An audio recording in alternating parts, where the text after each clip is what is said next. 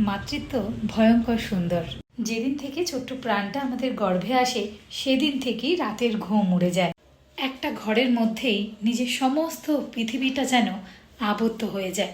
শুধুমাত্র ওই ছোট্ট প্রাণটাই আমাদের আমাদের একমাত্র জগৎ হয়ে ওঠে। যেই মেয়েটা ফাস্টফুড খেতে, স্পাইসি খেতে ভীষণ পছন্দ করতো, এখন সে শুধু সাদা মাটা খাবার খেতেই বেশি পছন্দ করে।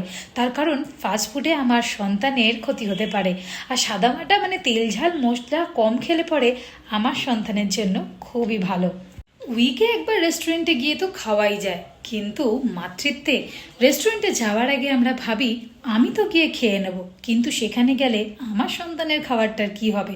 ওকে কি আমি বাড়ির মতো সেইভাবে খাওয়াতে পারবো?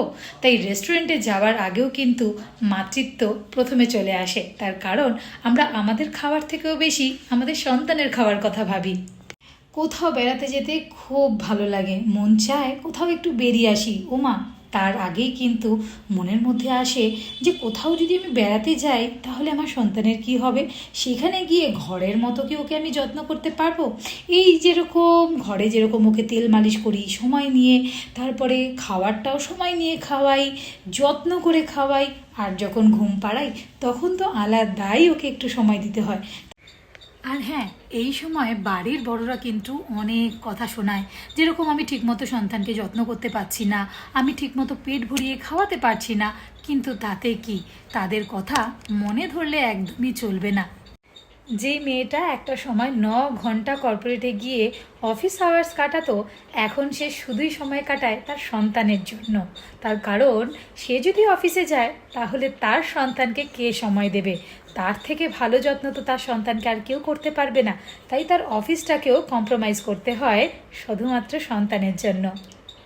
যেই মেয়েটা আগে সময় নিয়ে খাবার খেত, মাছের কাঁটাটা আস্তে আস্তে বাছতো, কিন্তু এখন তো তা করলে চলবে না। তার কারণ এখন যদি সময় নিয়ে খাই তাহলে বেবি উঠে পড়বে, ওর ঘুমের মধ্যেই আমাকে আমার খাবারটা কমপ্লিট করে নিতে হবে। এই সময়গুলো আমাদেরকেই আস্তে আস্তে করে বের করে নিতে হয়।